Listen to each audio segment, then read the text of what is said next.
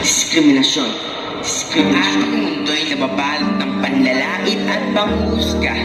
Hindi pantay-pantay ang pagtatrato sa kapwa na nagdudulot ng pagkabagsak ng bawat isa. Ito'y masama. Kapwa natin ay naaapi. Kaya dapat natin itong ingatan at ipagtanggol sa mundong punong-puno ng diskriminasyon. Ang diskriminasyon ay ang negatibo at hindi makatarungang pagtrato sa isang tao o grupo dahil sa pagkakaiba ng kanilang katangian. Walang itsura, di ka akit-akit. Madalas pagtawanan, syempre hindi matapos-tapos na panlalait. Masakit man pero wala eh. Matibay ang ebidensya. Kita ng mata, mga mata, na sa panlabas lamang bumabase mga mata.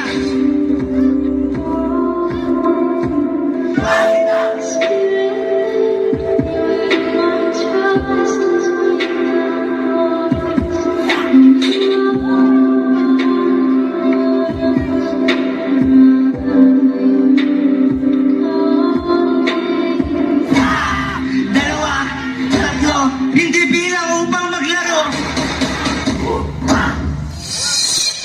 My tea's gone cold, I'm wondering why.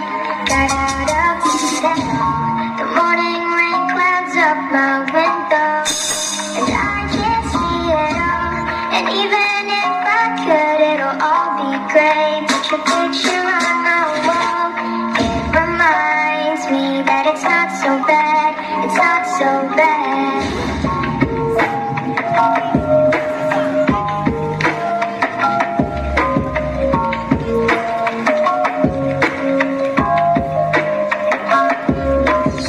Minsan, naisip ko at natanong ko sa sarili, sakit ba ang pagiging pangit?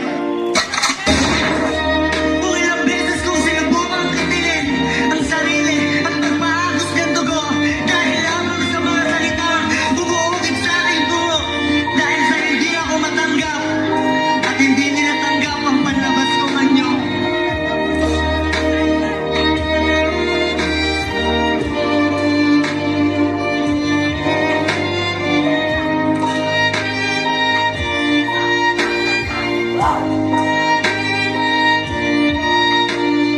Dahil dito, maraming buhay ang nasisira.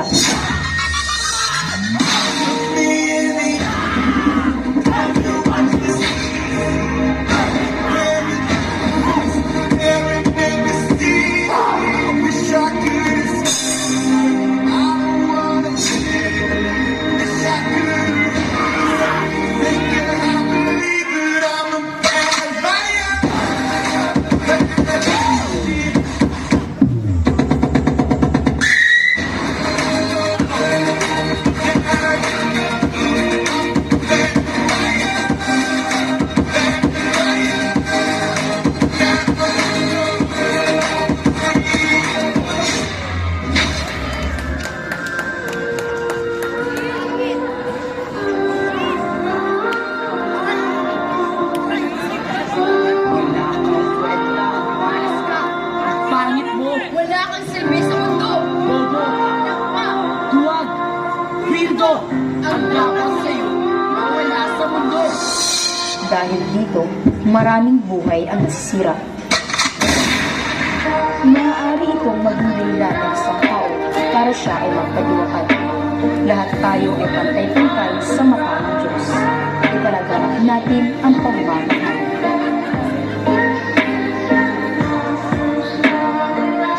Stop discrimination.